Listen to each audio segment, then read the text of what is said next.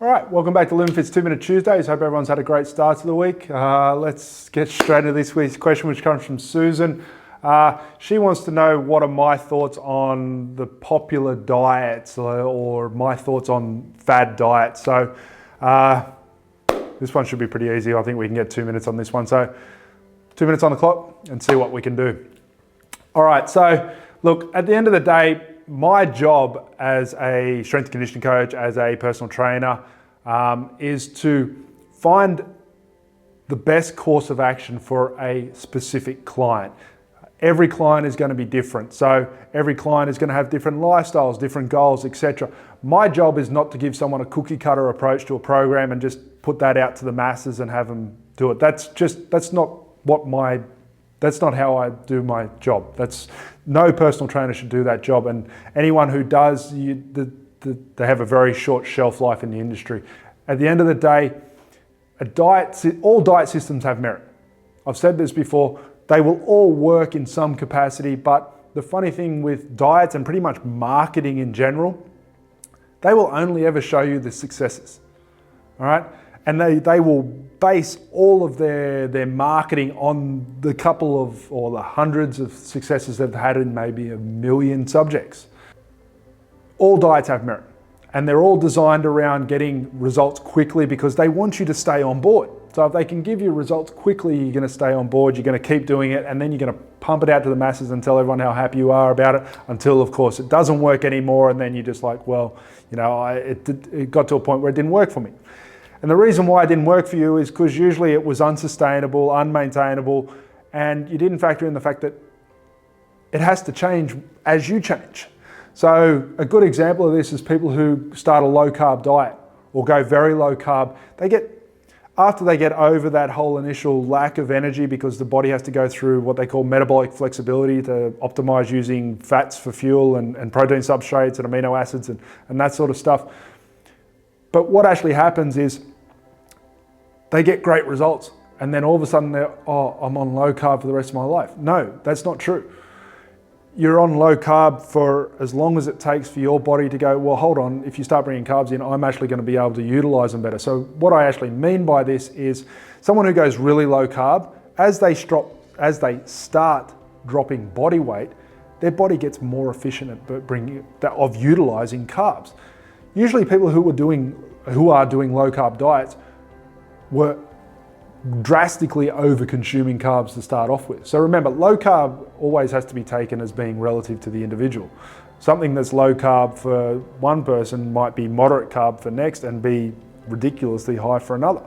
So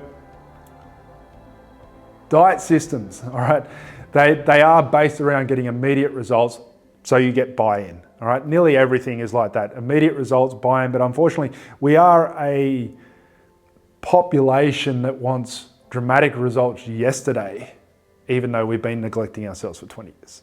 And the sad part about that is it just doesn't work that way. I always like to use the analogy with my clients. Imagine if you could get your body transformation like a credit card. Have it now, but pay for it later. Think about that for a sec. Have the body you want right now and do all the work in increments. It doesn't work that way. It actually works the other way. You have to do the work in increments to get to the body you want. All right. So unfortunately we are this society where we want everything now and pay for it later. And it just doesn't work that way when it comes to the human physique or many other factors, of course. So look, at the end of the day, the take home point is all diets have value. All right. The important thing is your buy-in on a particular nutritional protocol or diet that resonates with you. At the end of the day, I've said this before, if a diet doesn't resonate with you, you won't stick to it.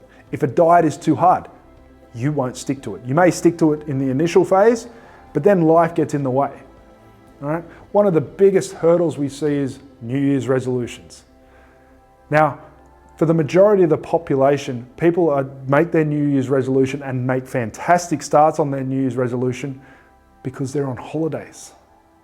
But when they go back to work or kids go back to school, life gets in the way and all of a sudden the holiday period, so to speak, is over. So the key with no matter what diet modality you choose, it has to work for you. It has to work for your lifestyle. It has to work for your workload. It has to work for even your family. You have to factor family in. It's incredibly hard for one person in a family to be on a specific type of diet and have everyone else on something else. All right, because there's always going to be that excuse to get away from it because everyone else is on something else, or that hedonic side of eating comes in. And I say you should never take away the pleasure of eating. It needs to be just factored into your calories.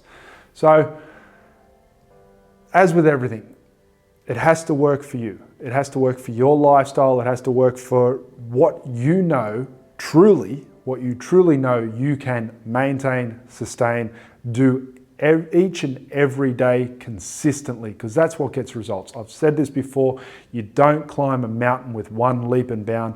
It's a myriad or thousands of steps to get there.